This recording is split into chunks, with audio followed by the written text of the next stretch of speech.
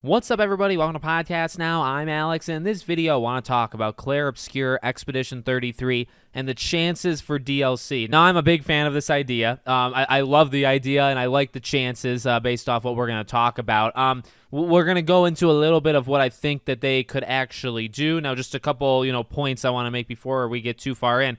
I haven't beaten the game. I'm like midway through Act 2, so I think I'm actually like right around the midpoint of the game.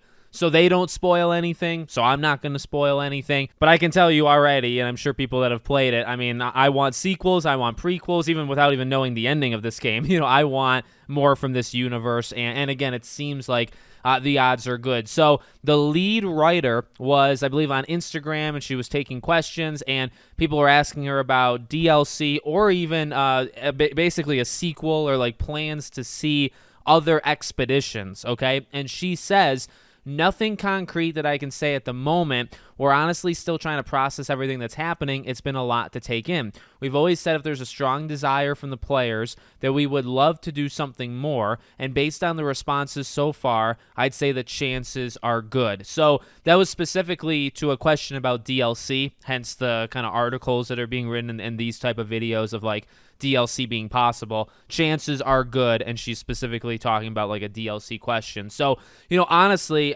even if they weren't to do, which I think they should do, like story DLC, but even if you don't, like, I really see it almost as like, you think about how Stellar Blade has handled things since that game launched and kind of just keeping itself in the news cycle to an extent, keeping itself around like to the player base to an extent. I really think Clair Obscur could do similar things, like whether it's skins or kind of just adding almost exterior things that don't really change too much about the game, right? Now, Stellar Blade did actually quite a few different things, but it had this feel of like it's a single player game, but it almost was treated as like this live service like roadmap, because over the year they just kept dropping.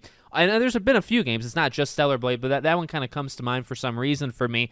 Just over a period of time, right? Every so often, update. And I think it worked out, and it's continued to work out really, really well for Stellar Blade. I mean, and by the way, I'm bringing that up. Maybe a part of the reason is because, well, they didn't do anything major. No story DLC content. And if they wanted to follow suit, like I actually would be okay even with that. Now, if you're going to do story DLC, now again, like I haven't beaten the game, so I don't even know, what happens to these characters and what happens with the paintress and all that stuff. So I'm not going to get into spoilers. I'm also probably not going to read the comments of this video just so I don't get spoiled. But one of the things that I super, super love, and this isn't really spoilers because it's kind of entry-level stuff, as you're going along throughout this game, right, you know that there was many, many, many expeditions before you, okay? They all failed, but there was a lot of expeditions. And when you're going through the world, you're also finding one of the big, like, side collectibles is audio logs of those expeditions, right? How far they got, the kind of crew they had, like the personalities, and maybe even what did them in, right?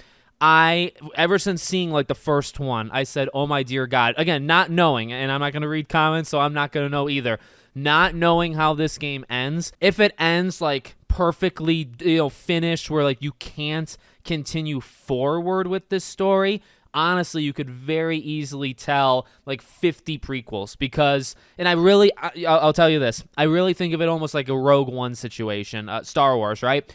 Where like it's building up to something else. You know what that something else is, and you also have a pretty good indicator of what's going to happen to your crew. I mean, the tricky thing is if you ever did DLC that's just like prequel stories or just a prequel game, you're going to have to kill off those characters. I mean, let's just be honest with ourselves, right? For the most part, you'd have to kill them off. So, like, you would kind of know where it's going, but that doesn't, and again, I liken it to Rogue One because that movie I think was fantastic, and it still had that emotional weight losing those characters, even though you knew you were going to lose them anyway. So, we'll talk about that more, and once I beat the game, I definitely want to do, like, okay, what's the future of the franchise? Not knowing, and I mean, there's other characters, like, not to get into spoilers, that are introduced throughout the game that I really think you probably could do stuff on their origin story. There's a couple ideas floating around in my head of what you could do. And it's interesting because if you do DLC, it's probably not going to be just like a whole standalone tale.